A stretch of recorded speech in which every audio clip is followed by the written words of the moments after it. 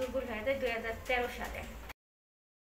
তো রিলেশনের সময় একটা আমি যদি বিয়ের কথা বা কাবিনের কথা বলতাম, ও বলতো আমার বোন জামাই একটা, তো আমার বোনটা একটু, আমার দুলাভাইটা একটু ঘাওড়া টাইপের, তাকে রেখে যদি আমি কোনো কিছু করি বা বিয়ে শাদী করি তাহলে অন্যরকম পর্যায়ে চলে যাবে, আমার বোনের উপরে চাপ সৃষ্টি করবে। আমি আচ্ছা ঠিক আছে, একটা বোন একটা দুলাভাই, তাকে ছাড়া কেন বিয়ে করবো? আর এমন তো না যে আমাদের ফ্যামিলি কেউ জানে না, আমার ফ্যামিলি সবাই জানে।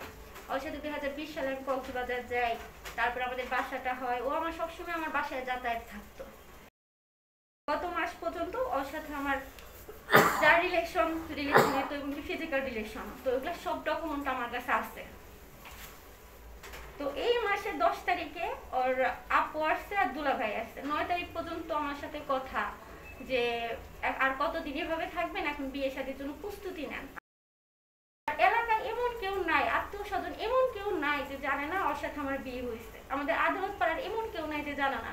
যদি কোনো সমস্যা হইতো, কেউ কোনো কিছু বলতো, ডাইরেক্ট যা বলতো আমার বউ। আমার বাসায় যদি কোনো সমস্যা হলো দৌড় দিয়ে চলে আসতো, আর আমি যখন বাসায় থাকতাম কন্টিনিউ হতো ওর সাথে আমার যাতায়াত। আর এখন সরাসরি আমাকে অস্বীকার করে যে আমার সাথে আর কোনো কিছু ছিল না, আমাকে চিনে না। আমার বিয়ে হয়ে যাওয়ার পরে 7 দিন পর আমাকে ফোন দেয়, বলে মিতু তুমি চলে আসো। আমি বলছি না, এইভাবে আসা সম্ভব না, তো আমাকে একটু সময় দিতে হবে। তো ওই ডিভোর্স দেওয়ার পর থেকে ওর সাথে আমার কন্টিনিউ। আর এই কথা এটা ওর ফ্যামিলি থেকে শুরু করে আমার ফ্যামিলি থেকে শুরু করে সবাই জানে। এখন ওর নাইমের বাবা মা বোন দুলাভাই সবাই অস্বীকার করতেছে যে না, এই মেয়ে সম্পর্কে আমরা কোনো কিছু জানি না।